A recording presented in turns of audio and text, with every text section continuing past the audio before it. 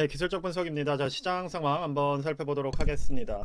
자, 나스닥 같은 경우 지금 주봉을 먼저 살펴보도록 하겠습니다. 자, 단기적으로 5일 이평 라인을 이탈을 하면서 아래쪽에 매달리는 흐름이 잡혀 있는 상황이에요. 자, 이렇게 됐다라고 한다면 이전에 나왔던 것처럼 하방으로 좀 더 긴 음봉이 출현할 가능성이 높아진 상황이고, 지지 라인 자체가 18,000달러 아래쪽에 있기 때문에 자, 이 부분까지 조정을 받게 된다면 5% 정도의 조정이 이어질 가능성이 있다는 점에 대해서 계속해서 말씀을 드리고 있습니다. 자, S&P 500 같은 경우는 이미 5주선을 이탈한 상황이었고 50주선을 향해서 조정 흐름을 만들어가고 있는 상황이에요. 자, 나스닥이나 S&P 500 같은 경우 공통적으로 우리가 살펴볼 수 있는 부분에 대해 말씀을 드려본다면, 자, MACD 상으로 하방으로 이제 막 확산하는 움직임이 나오고 있습니다. 즉 이평 라인 자체가 점점 역배열로 벌어지는 움직임이 잡힌다는 뜻이고, 그렇게 초입의 흐름을 만들어가고 있기 때문에 보조지표로 우리가 살펴보더라도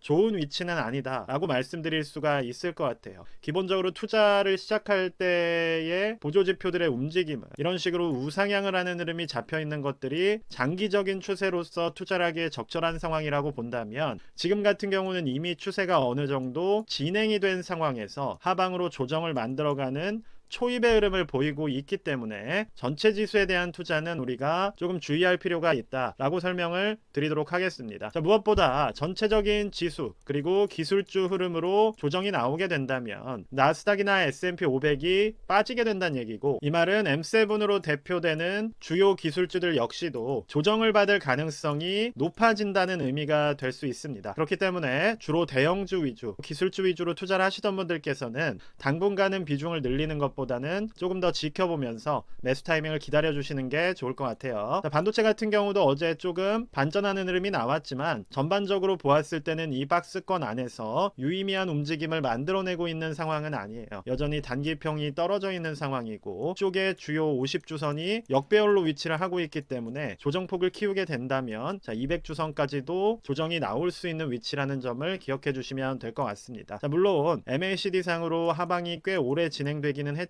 그렇다고 해서 우상향을 하고 있는 상황은 아니기 때문에 여전히 좀 더 조정이 이어질 가능성이 있다는 것이고, 매수세가 들어오고 있지도 않고 거래량도 많이 죽은 상황이어서 지금 같은 경우는 좀 더 기다려 주시는 게 필요하실 것 같아요. 자, 러셀 같은 경우가 다른 위치에 있다는 점을 말씀을 드렸는데 여전히 우하향을 하고 있는 초입에 있는 건 사실이어서 우리가 전체적인 지수에 대한 매수를 고려하기보다는 오히려 중소형주라는 이 섹터 안에서 AI라던가 이러한 특정한 섹터 중에서 움직이는 종목들을 골라내서 투자하는 게 필요한 시기라는 점을 설명드리도록 하겠습니다. 개별 종목에 대해서 그럼 살펴본다면 먼저 테슬라에 대해서 말씀을 좀 드리고 가야 될 것 같아요. 일단은 일간으로 우리가 살펴보았을 때 기존에 만들었던 이 양봉이 무너지게 되면서 하방으로의 조정이 나올 가능성이 높다라는 점을 설명을 드렸습니다. 왜냐하면 이 양봉을 무너뜨렸다는 얘기는 상방으로 도전할 수 있는 매물대를 흡수할 매수세가 죽어버렸다는 뜻이 되는 것이고, 이 위치 자체가 이격도가 많이 벌어져 있어서 너무 비싸다라고 생각하는 사람들이 많아졌다라는 거예요. 그럼 지금 3일 동안 매물이 나왔고 하방이 이어지는 상황이었던 흐름에서 테슬라를 장기적으로 보지 않는 사람들의 매도 물량이 나왔다는 겁니다. 그럼 지금은 51선까지 조정이 이어져 졌고, 자, 이 구간에 주요한 매물대가 잡혀 있기 때문에 조금씩 재매수할 수 있는 타이밍으로 움직이고 있다라고 보시면 될 것 같아요. 특히나 테슬라는 장기적인 시각으로 바라보고 있기 때문에 자, 여기서 1차적인 매수 타이밍을 잡을 수가 있을 것이고, 향후 움직임을 따라서 본다면 280달러 라인에 또 2차 매수 지지 라인이 있습니다.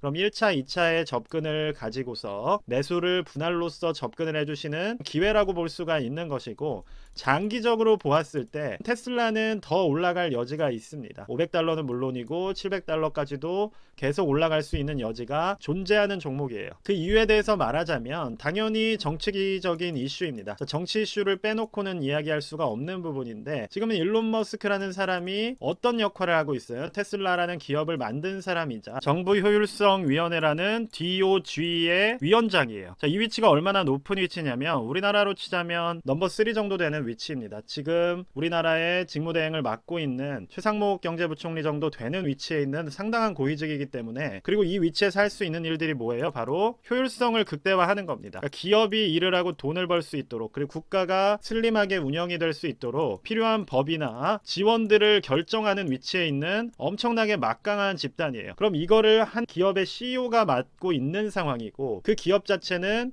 아직 시총 자체가 올라갈 여지가 많이 있는 상황입니다. 그럼 장기적으로 보았을 때 아직 이 정부가 시작되기도 전에 아직 일을 하고 있는 것도 아닙니다. 준비만 하고 있는 상황에서 계속된 호재들이 나올 수가 있고, 테슬라가 영위하고 있는 산업들, 예를 들어서 우주나 로보택시 뭐 이런 부분들에 필요한 정부적인 효율화 문제들이 상당 부분 해결될 가능성이 있다는 겁니다. 호재들은 계속해서 발생할 수가 있고, 그렇기 때문에 테슬라라는 종목은 대형주 투자에 있어서는 주도주가 될 수밖에 없는 거예요. 지금 향후에 트럼프 정부에서는 테슬라가 주도주가 될 가능성이 가장 높은 것이고, 그러한 움직임으로 우리가 생각을 해보았을 때는 조정이 나올 때마다 담아가는 포인트가 상당히 중요하다라는 겁니다. 그렇기 때문에 대선 이전부터 테슬라에 상당히 미래가 있다라는 점을 강조를 드렸던 것이고, 지금같이 올라가던 구간에서 양봉을 깨트리면서 무너졌다라고 하더라도 여기에 들어가서 단기적으로 너무 뒤늦게 들어온 사람들은 어차피 물량을 쏟아냈을 거예요. 그럼 그런 분들은 기회를 한번 놓쳤다고 하더라도 조정을 받는 타이밍에서 반전 타이밍만 잘 잡아주신다면 장기적으로 모아갈 수 있는 주도주의 흐름을 가져가고 있고, 대선이 펼쳐진 지도 고작 2달밖에 지나지가 않았습니다. 심지어 정부가 운영되기 시작한 것도 아니기 때문에 테슬라 같은 경우도 장기적인 뷰로서 조정을 받는다고 해서 무조건적으로 폭락이다 라고 이야기하기보다는 조정이라는 측면에서 장기적인 시각으로 주요한 장기 이평선 인근으로 떨어지는 구간을 하나의 매수 타이밍으로 접근을 해주시는 것이 적절한 투자 방식이라고 볼 수가 있을 것 같아요. 물론 지금 같은 경우는 보시는 것처럼 MACD나 슬로우 스토캐스틱 상으로도 우하향을 만들어가는 흐름이고, 이전에 빠르게 들어보셨던 분들, 그리고 뒤늦게 들어왔던 분들의 손절 물량이나 수익 실현 물량들을 받아내고 있는 단계이기 때문에, 이 부분이 어느 정도 마무리가 된다면 이런 식으로 지지 라인을 만들어줄 가능성이 높습니다. 그럼 이 타이밍을 추가적인 매수 타이밍으로 가져가시면서, 투자에 있어서 가장 좋은 것은 최대한 낮은 평단으로 최대한 비싸게 파는 것이 수익률이 가장 높습니다. 왜냐하면 재진입 가격이 2배 높은 가격에서 들어가게 되면, 예를 들어서 $150가 아니라 $300에서 들어가게 된다면 향후 최종적인 수익률 자체는 2배 차이가 넘게 나는 것이기 때문에, 테슬라는 올해 계속해서 저는 장기적인 뷰를 드리고 있고, 그 부분에 대해서는 여전히 유효하다는 점을 설명드리도록 하겠습니다. 코인베이스 같은 경우도 앞서 말씀을 드렸듯이 비트코인 같은 경우가 상당히 긴 시간 동안 조정 흐름을 가져갔어요. 그러면 주요한 지지 라인이 비트코인 기준으로 보았을 때는 1억 3천만 원에서 4천만 원 수준에 잡혀 있기 때문에 자연스럽게 51선 지지를 받으면서 다시 반전을 노려주고 있는 흐름입니다. 그렇게 된다면 코인베이스 역시도 시세를 받을 수가 있고, 이러한 구간에서는 충분히 반등이 나올 수가 있는 상황이어서 앞서 설명드렸던 주요한 개별주 두 종목에 대해서도 앞으로 계속해서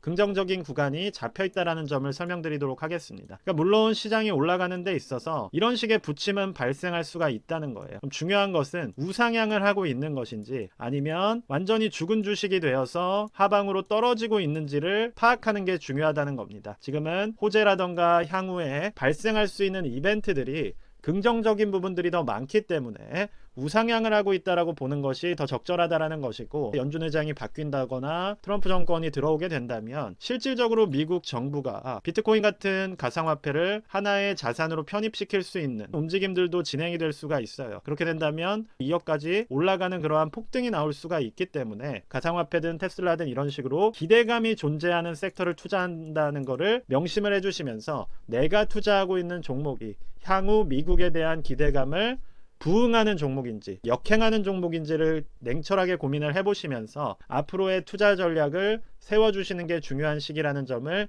말씀드리도록 하겠습니다. 오늘 같은 경우는 제가 영상 제작을 할 수 있는 시간적 여유가 부족해서 전체적인 차트를 보면서 시장 상황에 대해 빠르게 말씀을 드려보았고, 오늘 시장 그리고 다음 주 시장에 대해서도 또 살펴보면서 말씀드릴 수 있도록 그렇게 준비하도록 하겠습니다. 특히나 SOXL이나 TQQQ 같은 3배 레버리지를 투자하고 계신 분들께서는 아직은 하방으로의 여력이 열려있기 때문에 리스크가 높다는 점을 염두에 주시면서 안전한 투자에 집중해 주시길 바란다는 바란다는 말씀 드리도록 하겠습니다. 일단 오늘 영상 여기까지만 말씀드리도록 하겠고요. 영상이 도움이 되셨으면 구독과 좋아요 부탁드립니다.